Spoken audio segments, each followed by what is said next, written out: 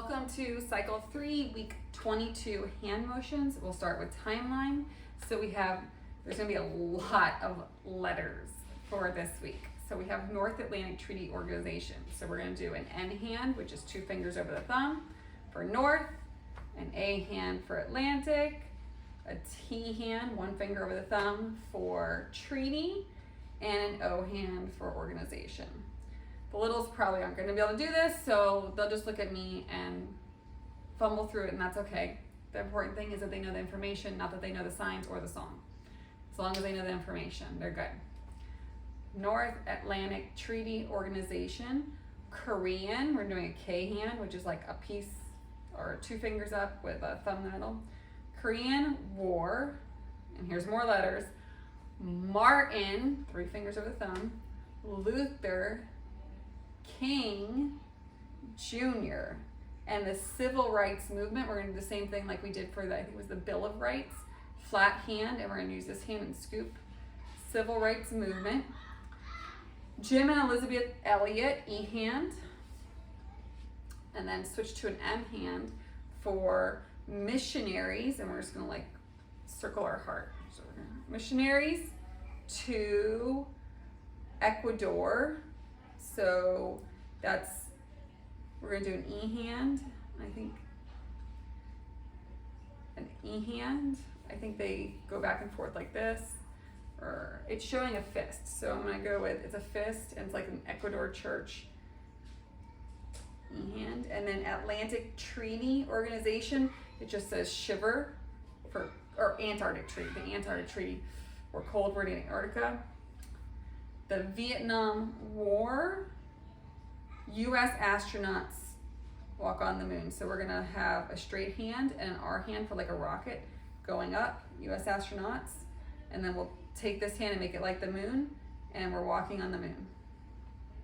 Organization, the Korean War, Martin Luther King Jr. and the Civil Rights Movement, Jim and Elizabeth Elliot, missionaries to Ecuador, the Antarctic Treaty, the Vietnam War, U.S. astronauts walk on the moon. Now we're going to go to math. For math, we have the commutative law for addition and for multiplication. So we're kind of going to do like we did last week. So we're going to go through they're pretty much the same except for one has addition and one has multiplication. So we're going to go for the addition, we're going to do a plus sign, and then we're going to do A for A plus B equals B plus A. We're going to do A, B, same, B, A. And we're going to do the same thing for multiplication, but we're going to do the multiplication sign first. The commutative law for addition, A plus B equals B plus A. The commutative law for multiplication, A times B equals B times A. So for history, we're doing, tell me about September 11th, 2001. On September 11th, 2001, terrorists hijacked 4 airplanes. So for airplanes, we're just doing like this. This is I love you in Spanish. You just have your pinky, your pointer, and your thumb up, and we're flying them. So 4 airplanes. They flew into the World Trade Center. We're gonna make a big W with our hands and our head. In New York City, and 1 into the Pentagon. We're gonna outline like a pentagon. Though we have littles, so they're gonna just make a circle, but it's 5 sides, pentagon. And 1 into the Pentagon. In Washington, D.C., the 4th plane crashed into the Pennsylvania field. So we're gonna have the 4th plane, we're gonna do an airplane, crashing. So we have 4 plane, World Trade Center, outlining the Pentagon. Just pretend like we're outlining. It's not to be perfect. And then the plane crashing. Tell me about September 11th, 2001. On September 11th, 2001, terrorists hijacked 4 airplanes. They flew 2 into the World Trade Center in New York City and 1 into the Pentagon in Washington, D.C. The 4th plane crashed into a Pennsylvania field.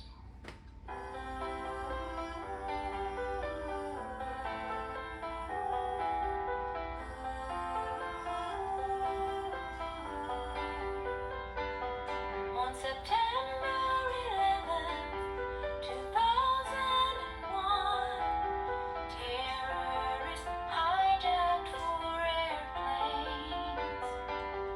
They flew 2 into the World Trade Center in New York City and 1 into the Pentagon in Washington, D.C. The 4th plane crashed into a Pennsylvania field. And for Latin, we're on John 1, verse 7. So it's hic venit